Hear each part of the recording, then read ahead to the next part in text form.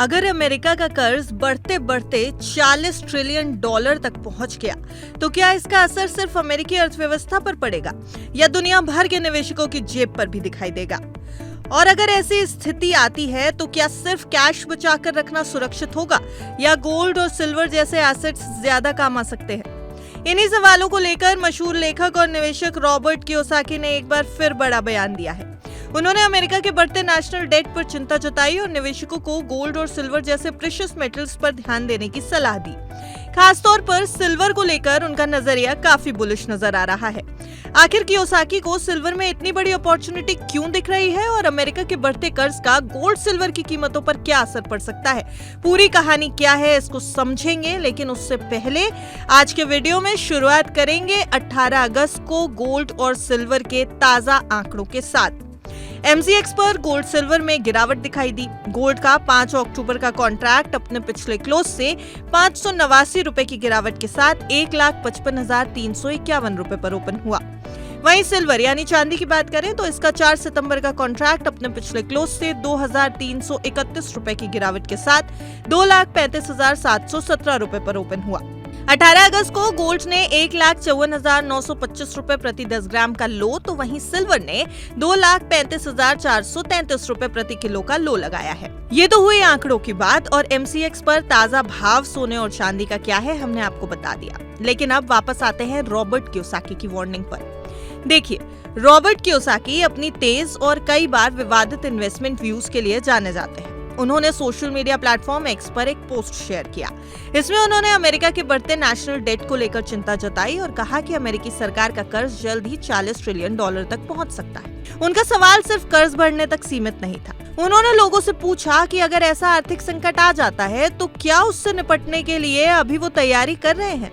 यानी कियोसाकी का संदेश साफ है, सिर्फ आने वाले खतरे की चर्चा करने से काम नहीं चलेगा, बल्कि अपनी फाइनेंशियल सिक्योरिटी के लिए पहले से तैयारी करनी होगी।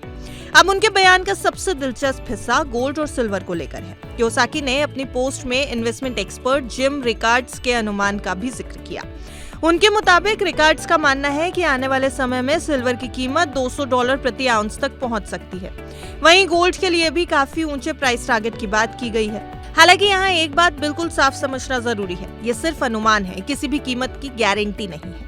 गोल्ड और सिल्वर के दाम कई फैक्टर्स पर डिपेंड करते हैं और इनमें तेज उतार चढ़ाव देखने को मिल सकता है। इसलिए किसी भी एक्सपर्ट के टारगेट को देखकर सीधे इन्वेस्टमेंट डिसीजन लेना सही तरीका नहीं है। लेकिन सवाल यह है कि कियोसाकी का सिल्वर पर इतना भरोसा क्यों?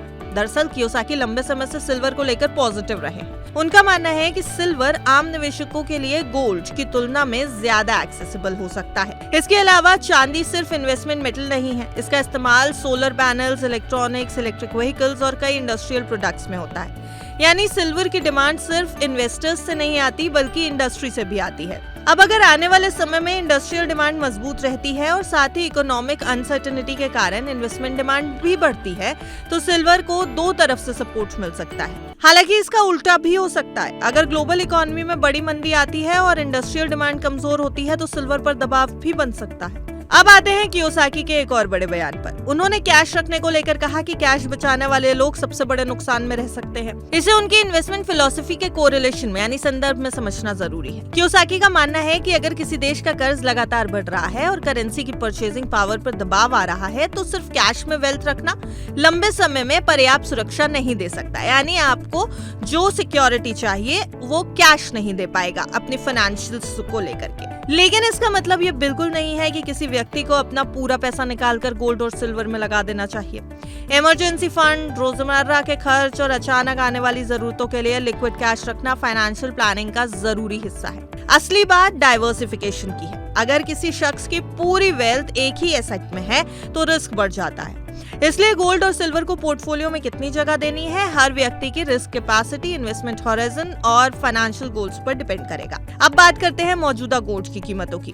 इस खबर को तैयार किए जाने के समय गोल्ड के अक्टूबर 2026 एक्सपायरी वाले कॉन्ट्रैक्ट में करीब 1,54,000 रुपए के आसपास कारोबार देखा गया।